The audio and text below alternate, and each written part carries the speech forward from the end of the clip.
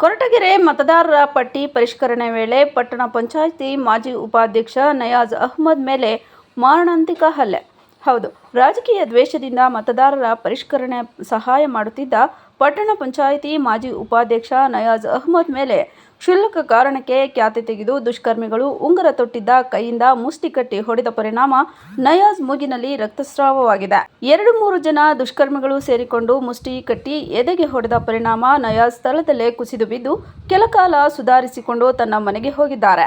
ಆದರೂ ಬಿಡದ ಕಿಡಿಗೇಡಿಗಳು ನಯಾಜ್ ರವರ ಮನೆಗೆ ನುಗ್ಗಿ ಅವರನ್ನ ಹೀನಾಮಾನವಾಗಿ ನಿಂದಿಸಿದ್ದಲ್ಲದೆ ಯಗ್ಗಾಮುಗ್ಗಾ ಥಳಿಸಿ ಪರಾರಿಯಾಗಿದ್ದಾರೆ.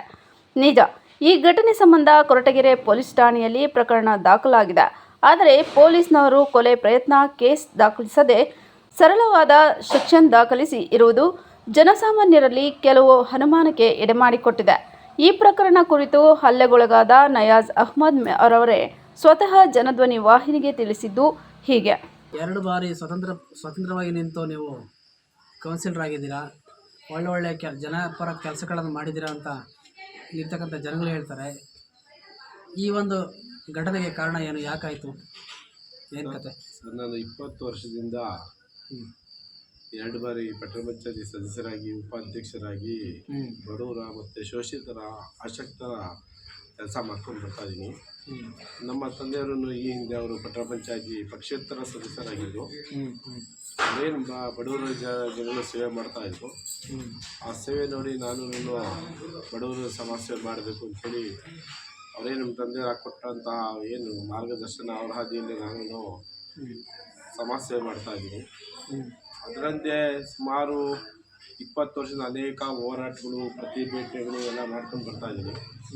ಇಲ್ಲಿ ಇದು ಗಿರಿನಗರ ಅಂತೇಳಿ ಏನಿಗೆ ಇದೆ, ಈ ನಗರ ಇದೆಯಲ್ಲ, ಈ ವಾರ್ಡು, ಇಲ್ಲಿ ಈ ಹಿಂದೆ 20 ವರ್ಷದ ಹಿಂದೆ ಕಾಡು ಇದಾಗಿತ್ತು ಪ್ರದೇಶ. ನಾನು ಈ ಚುನಾವಣೆ ಗೆದ್ದ ನಂತರ ಒಳ್ಳೆ ಮೂಲ ಸೌಕರ್ಯದಂತಹ ರಸ್ತೆ, ಕುಡಿಯೋ ನೀರು, ವಿದ್ಯುತ್ ಕಂಬ, ವಿದ್ಯುತ್ ದೀಪ, ಬಡವರಿಗೆ ಆಧಾರ್ ಕಾರ್ಡು, ರೇಷನ್ ಕಾರ್ಡು ಎಲ್ಲ ಪ್ರತಿಯೊಂದು ಕೆಲಸ ಮಾಡಿಕೊಂಡು ನಾನು ಬರ್ತಾಯಿದ್ದೀನಿ. ಆಮೇಲೆ ಏನು ಬಡವರು ಏನಿದ್ದಾರೆ, ವಯಸ್ಸಾದವರು, ಅವ್ರಿಗೆ ವಯೋವೃದ್ಧ ಪೆನ್ಷನ್ಗಳು, ಅಂಗವಿಕಲರ ಪೆನ್ಷನ್ನು ಮತ್ತು ಎಲ್ಲ ವಿಧವೆಯರ ಪೆನ್ಷನ್ನು. ನಾನು ಅಂಬಾಸಡರ್ ಕಾರ್ ಇತ್ತಾಗ ಆ ಕಾರಲ್ಲಿ ಇಲ್ಲಿಂದ ಕರ್ಕೊಂಡೋಗಿ ತಾಲೂಕು ಕಚೇರಿ 3 ಕಿಲೋಮೀಟ್ರ್ ಆಗೋದು, ಒಂದು 2,000 ಜನಕ್ಕೆ ಪೆನ್ಷನ್ ಮಾಡಿಸ್ಬಿಟ್ಟಿದ್ದೀನಿ. ಇಲ್ಲಿ ಸರ್ಕಾರಿ ಜಾಗ ಇತ್ತು, ಸರ್ಕಾರಿ ಜಾಗದಲ್ಲಿ ಬಡವರಿಗೆ ನಾನು ಸುಮಾರು ಒಂದು 300ರಿಂದ 400 ಜನಕ್ಕೆ ನಿವೇಶನ ಕೊಟ್ಟಿದ್ದೀನಿ.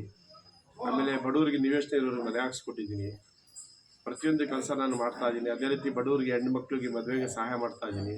ಅದೇ ರೀತಿ ಯಾರನ್ನ ಏನನ್ನ ಆಸ್ಪತ್ರೆಗೆ ಎಮರ್ಜೆನ್ಸಿ, ಏನನ್ನ ಆಕ್ಸಿಡೆಂಟ್ ಆದರೆ, ಹೃದಯಾಘಾತ ಆದರೆ, ಮತ್ತೊಂದು ಎಮರ್ಜೆನ್ಸಿ ಕೇಸ್ ಆದರೆ ನಾವೇ ಸ್ವತಃ ನಮ್ಮ ಸದಾನವರು, ನವೀನ ಅವರು ಎಲ್ಲ ನಮ್ಮ ತಂಡದಿಂದ ನಾನು ಕಾರು ಅಥವಾ ಆಂಬುಲೆನ್ಸಲ್ಲಿ ಕರ್ಕೊಂಡೋಗಿ ಅವ್ರಿಗೆ ಚಿಕಿತ್ಸೆ ಕೊಡಿಸ್ತೀವಿ. ಇಲ್ಲಾಗಲಿಲ್ಲ ಅಂದರೆ ತುಮಕೂರು ಜಿಲ್ಲಾಸ್ಪತ್ರೆಗೆ ಕೊಡಿಸ್ತೀವಿ. ಅಲ್ಲಾಗಲಿಲ್ಲ ಅಂದರೆ ವಿಕ್ಟೋರಿಯಾ, ನಿಮ್ಯಾನ್ಸು, ಜಯದೇವ ಸಂಬಂಧಪಟ್ಟ ಕಾಯಿಲೆಗೆ ನಾವು ಚಿಕಿತ್ಸೆ ಕೊಡಿಸಿ ನಾವು ನಮ್ಮ ದುಡ್ಡಲ್ಲಿ ಮತ್ತು ಸದಾನವ್ರ ದುಡ್ಡಲ್ಲಿ ಹಾಕೊಂಡು ಪ್ರಾಮಾಣಿಕವಾಗಿ ಕೆಲಸ ಮಾಡ್ತಾಯಿದ್ದೀವಿ. ಈ ನಡುವೆ ಏನು ಕೇಂದ್ರ ಸರ್ಕಾರದ ಒಂದು ಯಾವ ರೀತಿ ಸಂಬಂಧ? ಸದಾನವರು ನಮ್ಮ ಹಿರಿಯರು, ಅವರು ನಮ್ಮ ಅಣ್ಣನ ಸಮಾನ.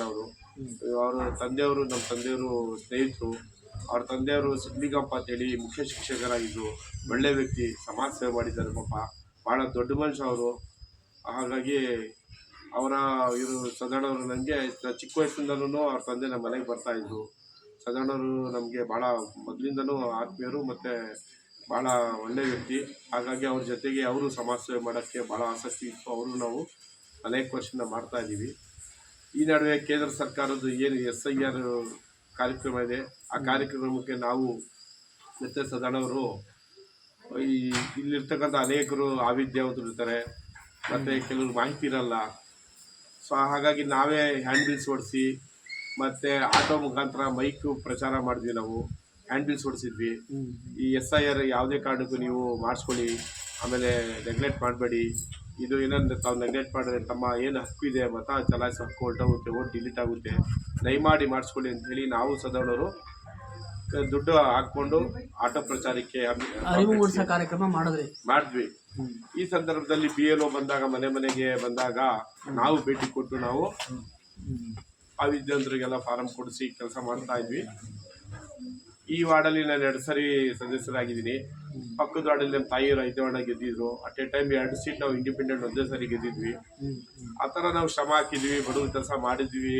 ಯಾವುದೇ ಅರ್ಧ ರಾತ್ರಿ ನಮ್ಗೆ ಕರೆ ಬಂದ್ರು ನಾವು ಯಾವ್ದನ್ನ ಆಸ್ಪತ್ರೆ ವಿಚಾರ ಇರ್ಬೋದು, ಮತ್ತೊಂದು ವಿಚಾರ ಇರ್ಬೋದು, ಅಂದ್ರೆ ನಿಮ್ಮ ಕುಟುಂಬದಲ್ಲಿ ತಾಯಿ ಮಗ ಇಬ್ಬರು ಕೂಡ ಸೇವೆ ಮಾಡಿದ್ರಿ. ನಾವು ಸೇವೆ ಮಾಡಿ, ನಮ್ಮ ತಂದೆಯವರು ಸೇವೆ ಮಾಡಿದ್ದಾರೆ. ಹಿಂದೆ ಅವರು ಕೌನ್ಸಿಲರ್ ಆಗಿ ಅಲ್ಲ, ಈ ಹಿಂದೆ ನೀವೊಂದು 85 ಲಕ್ಷ ಖರ್ಚು ಮಾಡಿ ಬೋರ್ ಕೊರೆಸಿ ನಿಮ್ಮ ಸ್ವಂತ ದುಡ್ಡಲ್ಲೇ ಇಡೀ ಪಟ್ಟಣಕ್ಕೆ ನೀರು ಬಿಡಿಸಿದ್ರಿ ಅಂತಕ್ಕಂಥ ಒಂದು ಮಾಹಿತಿ ಇತ್ತು. ಹೌದು, ಅದು 2011-12ರಲ್ಲಿ 2 ವರ್ಷ ಭೀಕರ ಬರಗಾಲ ಬರುತ್ತೆ ನಮ್ಮ ಕರ್ನಾಟಕದಲ್ಲಿ.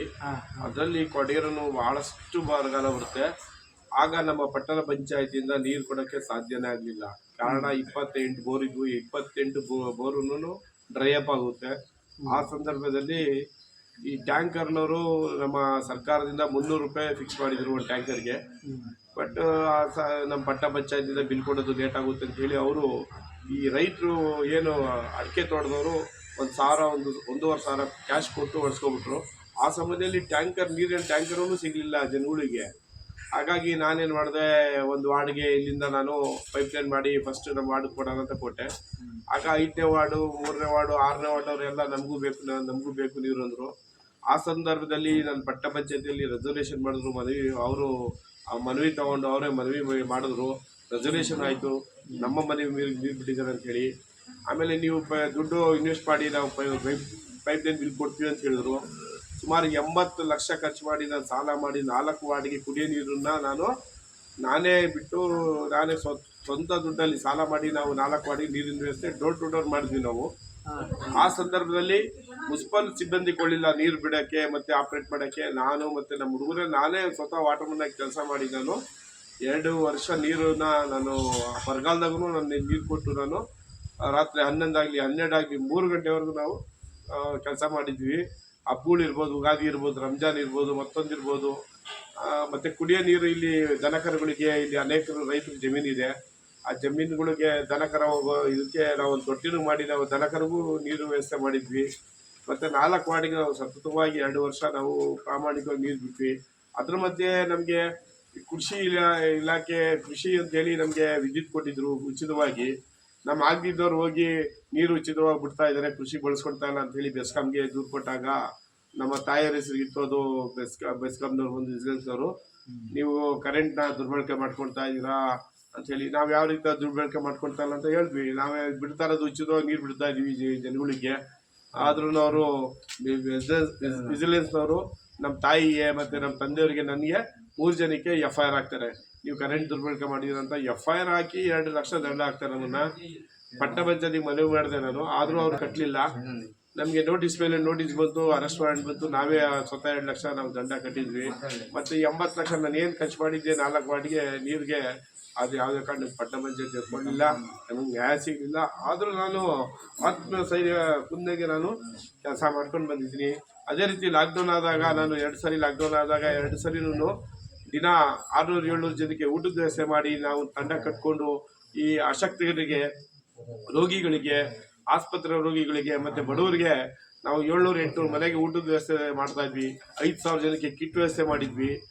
ಮತ್ತು 23 ಜನಕ್ಕೆ ಕರೋನಾದಿಂದ ಏನು ಯಾರು ಡೆತ್ ಆದರೂ ಹಿಂದೂಗಳು 23 ಜನ ಡೆತ್ ಆದಾಗ ಅದರಂತೆಯೇ ನಾವು ಶವ ಸಂಸ್ಕಾರವನ್ನು ಪೂಜೆ ಮಾಡಿ ನಾವು ಉಚಿತವಾಗಿ ಶವ ಸಂಸ್ಕಾರ ಮಾಡಿದ್ವಿ.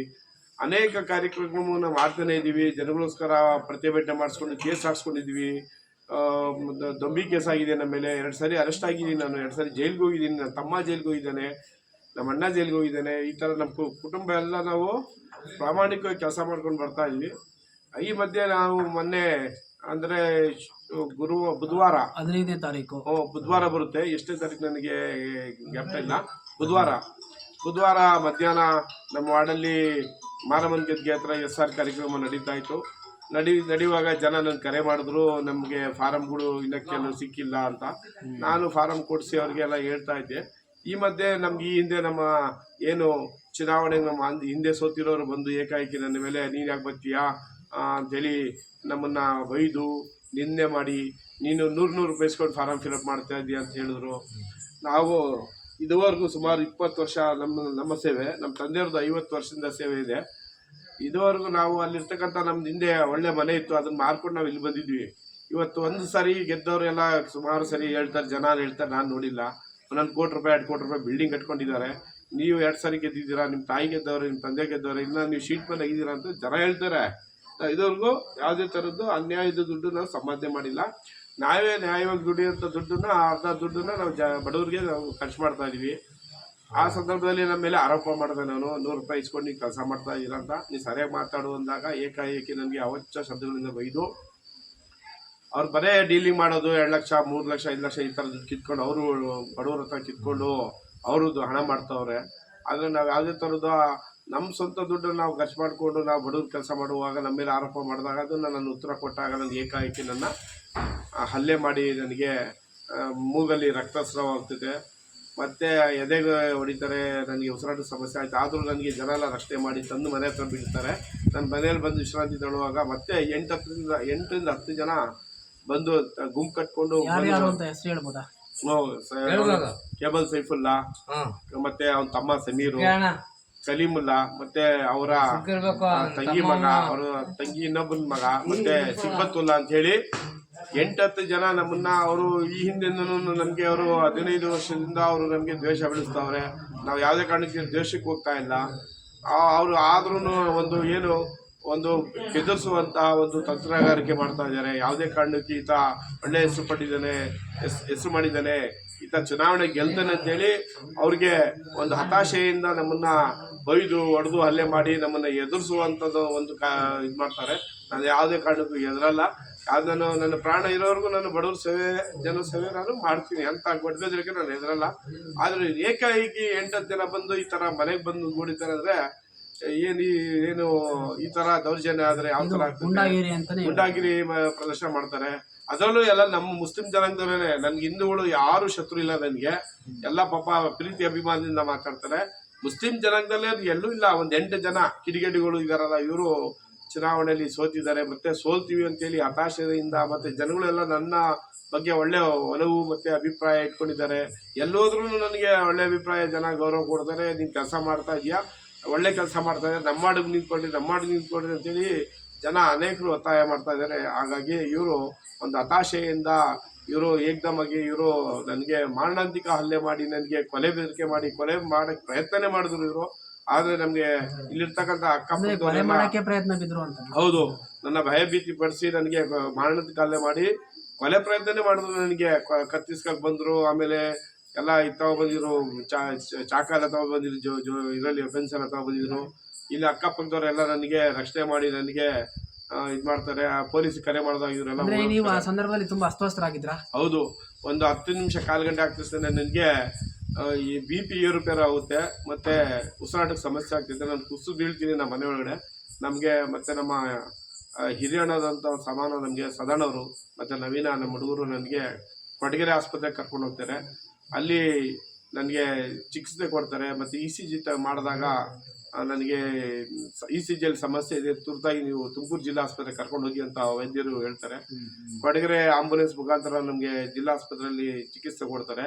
ಅಲ್ಲೂ ಸಹ ICUಯಲ್ಲಿ ನನಗೆ ಆಕ್ಸಿಜನ್, ಉಸಿರಾಟ ಸಮಸ್ಯೆ ಆದಾಗ ಆಕ್ಸಿಜನ್ ಕೊಟ್ಟು ಟ್ರೀಟ್ಮೆಂಟ್ ಕೊಡ್ತಾರೆ. ಅಲ್ಲಿ ಪೊಲೀಸ್ನವರು ಬಂದು ಕೊಡಗೆರೆಯಿಂದ ಬಂದು ನನ್ನ ಸ್ಟೇಟ್ಮೆಂಟ್ ತಗೊಂಡು ಅವರು ನನಗೆ ಕಂಪ್ಲೇಂಟ್ ಕೊಟ್ಟಿಲ್ಲ. ನನ್ನ ಕಂಪ್ಲೇಂಟ್ ಏನು ಬೇಡ, ಅವ್ರಿಗೆ ದೇವರೇ ಬುದ್ಧಿ ಕಲಿಸ್ತಾರೆ, ಜನ ಬುದ್ಧಿ ಕಲಿಸ್ತಾರೆ, ಬೇಡ ನನ್ನ ದ್ವೇಷ ಮುಂದುವರ್ಸಲ್ಲ.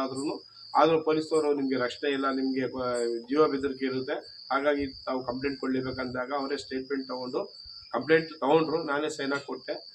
ಮತ್ತೆ ರಾತ್ರಿ 1 ಗಂಟೆಗೆ, ಬೆಳಗಿಂದ 1 ಗಂಟೆಗೆ ಅವರು FIR ಮಾಡಿರ್ತಾರೆ. ಅದಾದ ನಂತರ ಮತ್ತೆ ತುಮಕೂರು ಜಿಲ್ಲಾ ಆಸ್ಪತ್ರೆಯಲ್ಲಿ ಏನಾದರೂ ವ್ಯತ್ಯಾಸ ಇದೆ ಅಂತ ಕೇಳ್ಪಟ್ಟೆ, ಏನಿದೆ? ನಾನು ಇನ್ನ FIR ಸಂಪೂರ್ಣವಾಗಿ ನೋಡಿಲ್ಲ, ಯಾಕಂದ್ರೆ ಆಸ್ಪತ್ರೆಯಲ್ಲಿ ಇದ್ದೆ. ನಾನು ಇನ್ನ ನೆನ್ನೆ ಡಿಸ್ಚಾರ್ಜ್ ಆಗಿ ಇವತ್ತು ನಾನು ಟ್ರೀಟ್ಮೆಂಟ್ ತಗೊಂಡು ನಾನು ಇವತ್ತೇ ಬಂದಿದ್ದೀನಿ. ಇನ್ನ FIR ಅಲ್ಲಿ ಯಾವ ಸೆಕ್ಷನ್ ಹಾಕಿದ್ದಾರೆ, ಏನು ಹಾಕಿದ್ದಾರೆ ನನಗಿನ್ನ ಮಾಹಿತಿ ಇಲ್ಲ. ಹಾಗಾಗಿ ಜಿಲ್ಲಾ ಆಸ್ಪತ್ರೆಯಲ್ಲಿಂದ ಮತ್ತೆ ಅಲ್ಲಿ ECG ಮಾಡಿದಾಗ ತುರ್ತಾಗಿ ಜಯದೇವ್ಗೆ ಹೋಗ್ಬೇಕು ಅಂತ ಹೇಳ್ತಾರೆ. ಆ ಜಯದೇವದಲ್ಲಿ ಹೋದಾಗ ಅಲ್ಲಿ ಟ್ರೀಟ್ಮೆಂಟ್ ತಗೊಂಡು ನಾನು ಇವತ್ತೆಲ್ಲ ಡಿಸ್ಚಾರ್ಜ್ ಆಗಿ ಬಂದಿದ್ದೇನೆ. ಮತ್ತೆ ಕೊಡಗೆರೆ ಆಸ್ಪತ್ರೆಯಲ್ಲಿ ನೀವು ಟ್ರೀಟ್ಮೆಂಟ್ ತಗೊಳ್ಳಿ ಅಂತ ಹೇಳ್ತಾರೆ. ಹಾಗಾಗಿ ಇಷ್ಟು ನಡೆದಿದೆ. ಇದು ಒಂದು ಹೋರಾಟ ಏನು? ನಾವು ಯಾವುದೇ ಥರದ್ದು ದ್ವೇಷ ಬೆಳೆಸೋಕೆ ನನಗೆ ಇಷ್ಟ ಇಲ್ಲ. ಯಾಕಂದರೆ ಈಗ ನಮ್ಮ ಹಿಂದೆ ತಂದೆ ಇದ್ರು, ನನಗೆ ನಮ್ಮ ಗಾಡ್ ಫಾದರ್ ನಮ್ಮ ತಂದೆಯರಿದ್ರು. ಮತ್ತು ನಮ್ಮ ತಮ್ಮ ಅಂತೇಳಿ ಫಯಾಜ್ ಅಂತ ಇದ್ದ. ಅವನು ಒಂದು 10 ಜನ ಶಕ್ತಿವಂತ ಎದುರಿಸುವಂಥ ಶಕ್ತಿ ಇತ್ತು ಅವನಿಗೆ. ಈಗ ನಾನು ಒಬ್ಬನೇ ಇದ್ದೀನಿ. ಹಾಗಾಗಿ ನಾನು ಯಾವುದೇ ರೀತಿ ನಮ್ಮ ತಾಯಿ ಹಾರ್ಟ್ ಪೇಷಂಟ್, 2 ವಾಲ್ ಬ್ಲಾಕ್ ಆಗಿ ಅವ್ರಿಗೆ ಶಸ್ತ್ರಚಿಕಿತ್ಸೆ ಆಗಿದೆ, ಹಾರ್ಟ್ ಪೇಷಂಟ್ ಅವರು. ಹಾಗಾಗಿ ನನಗೂ ಒಂದು ಕುಟುಂಬ ಇದೆ, ಸಂಸಾರ ಇದೆ, ನನ್ನ ಮಕ್ಳಿಗೆ ಓದಿಸ್ತಾ ಇದ್ದೀನಿ. ನಾನು ದ್ವೇಷ ಬಯಸಲ್ಲ, ಅವರೇ ದ್ವೇಷ ಬಯಸ್ಕೊಂಡು ನನಗೆ ಈ ಹಿಂದೆನೂ 2-3 ಸರಿ ಅವರು ಅನೇಕ ಅಟ್ಯಾಕ್ ಮಾಡಿ ನನಗೆ ಹಲ್ಲೆ ಮಾಡಿದ್ದಾರೆ. ಹಾಗಾಗಿ ಅವ್ರಿಗೆ ದೇವ್ರು ಒಳ್ಳೆ ಬುದ್ಧಿ ಕೊಡಲಿ ಅಂತ ಹೇಳ್ತೀನಿ, ಮತ್ತು ಜನ ತಕ್ಕಪಾಠ ಕಲಿಸ್ತಾರೆ ಅಂತ ಹೇಳ್ತೀನಿ. ಏನು ಕಾನೂನು ರೀತಿ ಕ್ರಮ ಐತೆ ಅದನ್ನು ನಾನು ಜರುಗಿಸೋಕ್ಕೆ ನಾನು ಪ್ರಾಮಾಣಿಕವಾಗಿ ನಾನು ಏನು ಪೊಲೀಸ್ ಇಲಾಖೆಗೆ ನಾನು ಒತ್ತಾಯ ಮಾಡ್ತೀನಿ. ಅದೇ ರೀತಿ ನಮ್ಮ ಮಾನ್ಯ ಡಾಕ್ಟರ್ ಜಿ ಪರಮೇಶ್ವರ್ ಉಪಮುಖ್ಯಮಂತ್ರಿಗಳಿಗೂ ನಾನು ಒತ್ತಾಯ ಮಾಡ್ತೀನಿ. ಮತ್ತು ಜನಗಳು ನಾನು ಮನವಿ ಮಾಡ್ತೀನಿ, ಯಾವುದೇ ರೀತಿಯಲ್ಲಿ ನೀವು ಸಹ ಏನು ಇದು ಮಾಡೋಕ್ಕೆ ಹೋಗಬೇಡಿ. ಮತ್ತು ನಯಾಜ್ ಅಹ್ಮದ್ ಸಂಬಂಧಿಗಳು ಮತ್ತು ನೆರೆಹೊರೆಯವರು ಈ ಘಟನೆ ಸಂಬಂಧ ತಿಳಿಸಿದ್ದು ಹೀಗೆ. ಶಬಾನ್ ಅವರೇ, ನಯಾಜ್ ಅಣ್ಣವ್ರಿಗೂ ನಿಮಗೂ ಏನಾಗಬೇಕು? ನಮ್ಗೆ ಅಕ್ಕಪಕ್ಕನೆ ನೆರೆಹೊರೆಯವರು ಹೇಳಿ, ಈಗ ಹೇಳಿ ಏನಾಯ್ತು? ಅದೇ ನಾವು ಮನೆ ತಾವ ಇದ್ವಿ, ಗಲಾಟೆ ಆಗ್ತಿರೋದು ನಮ್ಗೆ ಶಬ್ದ, ನಮ್ಗೆ ಅಲ್ಲಿ ಮೇಲ್ಗಡೆ ಇರೋದು ನಾವು, ನಮ್ಗೆ ಶಬ್ದ ಏನು ಅಷ್ಟೊಂದು ಕೇಳಿಸಿಲ್ಲ. ಆಮೇಲೆ ಬಂದ್ರೆ ಆಗ್ಲೇ ಜಾಸ್ತಿ ಜನ ಬಂದ್ಬಿಟ್ಟು ಹೆಂಗಂದ್ರೆ ಹಂಗೆ ಹೊರದ್ರು. ತಿರ್ಗಾ ಅದು ಯಾರ್ಯಾರೋ ಒಂದು ಜಾಸ್ತಿ ಯಾರಿಗೆ ಹೊಡೆದ್ರು ಅಂತ ಕೇಳಿದ್ವಿ. ನಯಾಜ್ ಅಣ್ಣಂಗೆ ಹೊಡೆದ್ರಾ? ನಯಾಜ್ ಅಣ್ಣಂಗೆ ಹೊಡೆದ್ರು. ಅದಕ್ಕೆ ನಾವೆಲ್ಲ ಬಿಡ್ಸೋಣಕ್ಕೆ ಹೋಗಿರೋದಕ್ಕೆ ನೀವೆಲ್ಲ ಹೆಂಗಸ್ರಿಗೆ ಏನು ಕೆಲಸ ಹೋಗ್ರಿ ನೀವು ಅಂತ ಹೇಳ್ಬಿಟ್ಟು ಹಿಂಗೆ ಎಲ್ಲರಿಗೂ ಇದು ಮಾಡಿದ್ರು. ಹಂಗೂ ಒಬ್ಬೊಬ್ರಿಗೆ ಇದು ಎಳ್ದು ನಾವು ಈ ಕಡೆ ಹಾಕಿದ್ವಿ. ಹೋಗ್ರಿ ಏನಕ್ಕೆ ಹೊಡಿತೀರ ಎಲ್ಲರಿಗೂ, ಎಲ್ಲ ಸೇರಿ ಹಿಂಗೆ ಹೊಡೆದ್ಬಿಟ್ರೆ ಇರ್ತಾರ ಅವರು, ಏನಕ್ಕೆ ಹೊಡಿತಾ ಇದ್ದೀರಾ ನೀವು ಹಂಗೆ ಅವ್ರಿಗೆ ಅಂತ ಹೇಳಿದ್ದಕ್ಕೆ ನಿಮ್ಗೇನು ಇದಿಲ್ಲ ಇಲ್ಲಿ ಅಂತ ಹೇಳಿ ನಮಗೆ ಇದು ಮಾಡಿದ್ರು. ಅದಕ್ಕೆ ನಾವು ಈ ಕಡೆ ಬಂದ್ವಿ. ಹೌದು, ಉಪಮುಖ್ಯಮಂತ್ರಿ ಹಾಗೂ ತುಮಕೂರು ಜಿಲ್ಲಾ ಉಸ್ತುವಾರಿ ಸಚಿವ ಕ್ಷೇತ್ರದಲ್ಲೇ ಇಂಥ ಗೂಂಡಾಗಿರಿಗಳು ನಡೆದರೆ ಬಡವರ ಗತಿ ಏನು ಎಂಬುದು ಅರಿತುಕೊಳ್ಳಬೇಕಿದೆ. ವೀಕ್ಷಕರೇ, ಈ ಘಟನೆ ಸಂಬಂಧ ನಿಷ್ಪಕ್ಷಪಾತವಾಗಿ ತನಿಖೆ ನಡೆಸಿ ನೊಂದ ನಾಯಕ ನಯಾಜ್ಗೆ ಪೊಲೀಸ್ ಇಲಾಖೆ ನ್ಯಾಯ ದೊರಕಿಸಿಕೊಡುತ್ತದಾ ಇಲ್ಲವಾ ಎಂಬುದನ್ನು ಕಾದು ನೋಡಬೇಕಿದೆ. ಇದು ಜನಧ್ವನಿ ಕನ್ನಡ ನ್ಯೂಸ್, ಧ್ವನಿ ಇಲ್ಲದ ಜನರಿಗಾಗಿ. ವರದಿ ಪ್ರದೀಪ್ ಕೆ, ಜಿಲ್ಲಾ ವರದಿಗಾರರು, ಜನಧ್ವನಿ ಕನ್ನಡ ನ್ಯೂಸ್.